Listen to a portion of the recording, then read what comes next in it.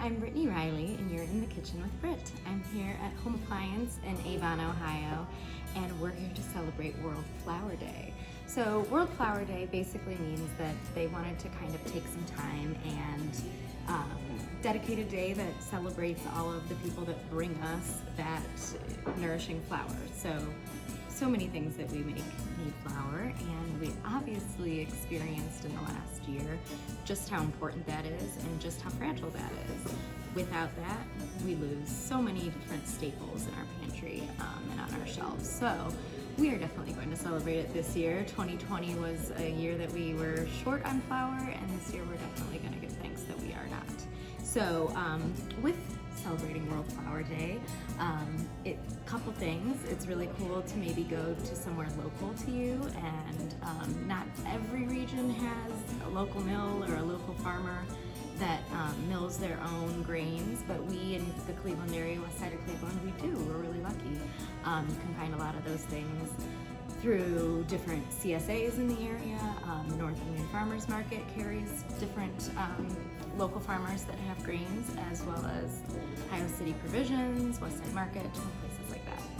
So definitely look into that, and then also try a new recipe maybe. So today I'm going to choose a recipe from around the world. I'm going to be making an Irish brown bread, and I'm actually going to do two different versions, because especially when we kind of try any new recipe, but definitely one that is such a staple in a different culture than ours, it's really good to try a couple from a couple different regions of that country. So I'm going to be doing a couple different types, like I said, one where I'm using some steel cut oats, and then one where I'm using some wheat bran. So we'll get to try all sorts of different grains and flours and test out some Irish brown bread.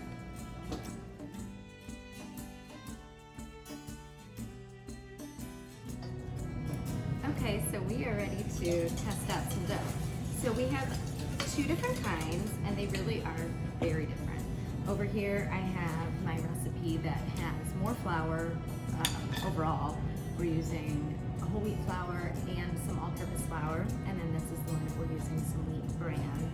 And then in this one, we are using some steel cut oats, otherwise known as Irish oatmeal.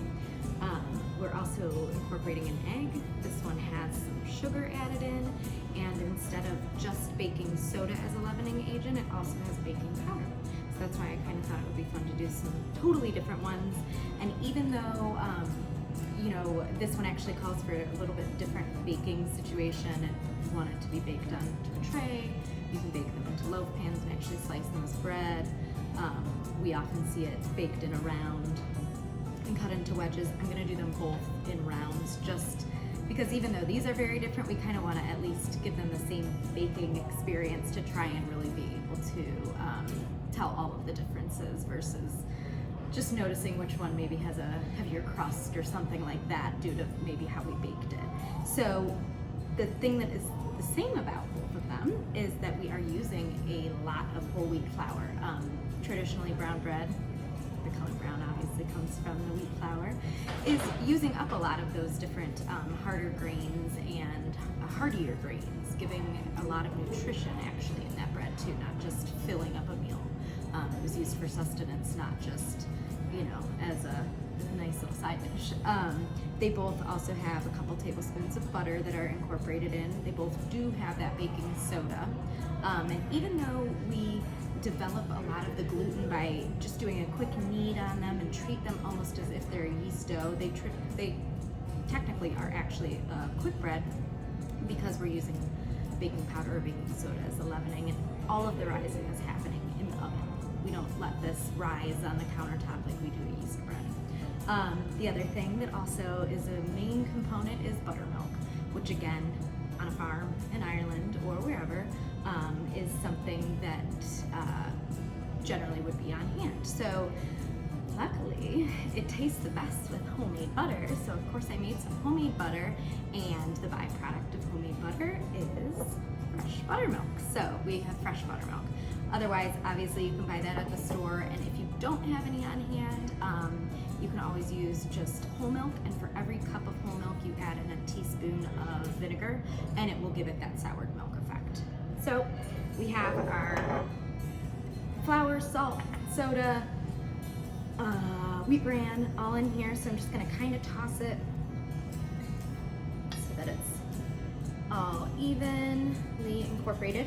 And just a little bit of butter, a couple tablespoons, just gonna kind of mix that in a little bit before we start to add in all of our liquid. And this is one of those where you start off with a wooden spoon or something nice and civil, and then bend up with your hands in and full of dough and mess, but I kind of like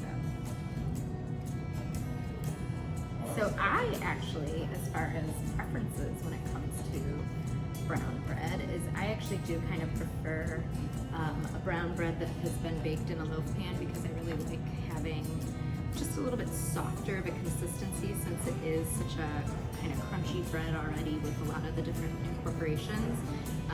But that's just my preference, and it's great with that homemade butter and the jam, like I said. It's traditionally served at most meals.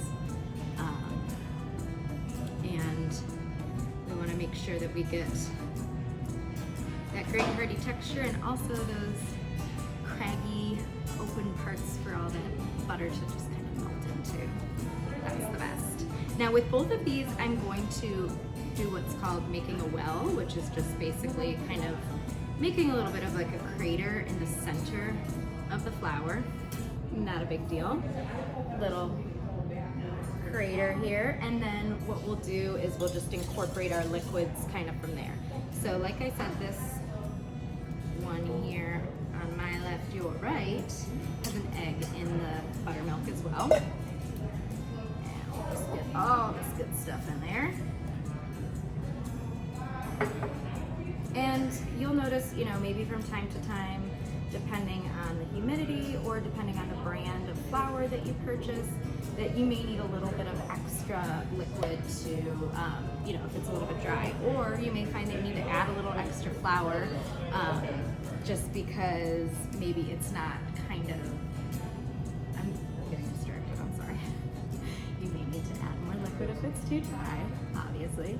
You may need to add more flour if it is too wet, and basically that's just basing it on, like I said, humidity a little bit, but more with bread, it's actually the saturation of the flour, how much liquid it's going to be taken on. So, sorry, I know it gets a little bit loud in here because we are an appliance showroom, and so we are showing all sorts of amazing appliances to people as they're coming in. And let's face it, I'm easily distracted, sorry.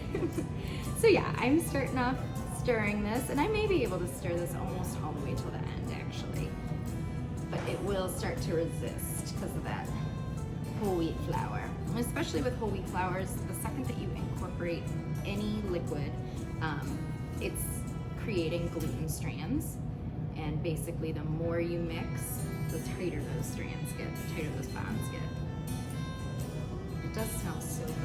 So get this all mixed in, and I will mix both of these in. I am using, you can use, you can use, like I said, a loaf pan. You could use your cast iron skillet, depending on how crusty you want it.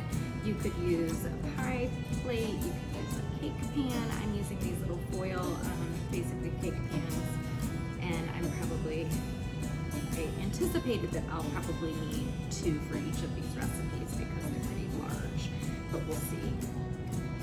And we'll come back in a few minutes when we've got this all mixed up.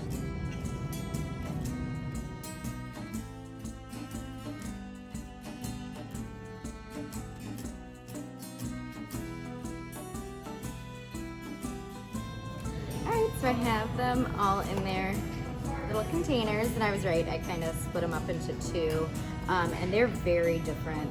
I mean, obviously they look a little bit different, but the feel of them, I mean, the one that had the egg and the sugar in it is much softer. This other that I had used the wheat bran in, it has more flour in it anyway, but it's really a lot more tough. So you want to take a really sharp knife. If you don't have a super sharp knife, just like the sharpest knife you have, and dip it in flour will help. And basically we're just doing like an X on the top. Oftentimes it is served in quarters, so it helps to just like break it apart, but it also helps to release the steam. And then these are going in, I have my convection oven at 325, so it would be 350 otherwise. And we're gonna start checking it after 35 to 40 minutes. It really can vary, and since we have totally different like moisture levels, I wanna start checking them ahead of time. And then you're just gonna wanna have a cooling rack ready, because you do wanna take these straight out of the pan when they come out and let them cool on the cooling rack, just to have the circulation. We don't want them to get like soggy in the pans and kind of just like hold all that steam, because we like the crust on it. So come back in a little bit and check on them.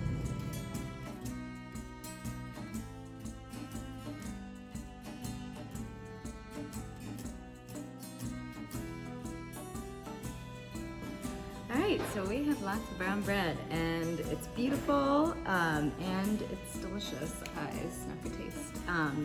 Basically, I kind of like a lot of the time want to blend these two recipes. So what I found was I did want a little bit more of the sweetness. You know, this is our recipe that had some sugar, it had an egg. I kind of appreciate that hint of sweetness and also the extra moisture from the egg. This is the one that had extra flour in it. It's much more dense, which I love the texture. It's gonna be dense regardless. But I kind of like the little bit of lightness in this one. Both of them needed more salt, like I said. And then I love the crunch of the steel cut oats, and I love the texture of the wheat bran. So I'm not even gonna wait. I'm basically gonna do another experiment here in just a minute, and I'm gonna do half steel cut oats, half wheat bran, add the sugar, add the egg, and just a little more salt and enjoy it. So support your local graineries, give thanks on World Flour Day that we have it, and enjoy.